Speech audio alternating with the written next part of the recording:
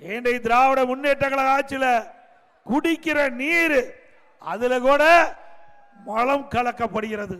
எவ்வளவு கொடுமையான விஷயம் சிந்திச்சு பாருங்க. இந்த ஆட்சி வந்த பிறகு வேங்க வெயில்ல இன்னும் அந்த குற்றவாளிகளை கண்டுபிடிக்க முடியல. ஒரு கையிலாகாத அரசாங்கம், ஒரு திறமையற்ற முதலமைச்சர், பொம்மை முதலமைச்சர் நாட்டை ஆண்டு கொண்டிருக்கின்றார். வேங்க வயல் பிரச்சனை தீர்ந்தபாடு இல்ல.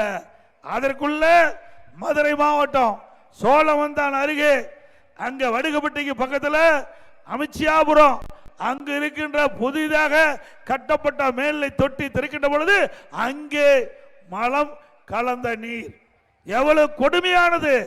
இந்த ஆட்சியில இப்படிப்பட்ட நிகழ்வு தொடர்ந்து நடந்துட்டு இருக்குது. இதையெல்லாம் கண்டுபிடித்து தீர்க்கக்கூடிய அளவிற்கு முதலமைச்சருக்கு திறமை இல்லை. ஆகவே அடுத்த ஆண்டு நடைபெறுகின்ற சட்டமன்ற பொதுத் தேர்தலில் ஒரு நல்ல அற்புதமான அதிமுக ஆட்சி வளர நீங்கள் வாய்ப்பை தர வேண்டும் என்று அன்போடு நேரத்தில் கேட்டுக்கிறேன்.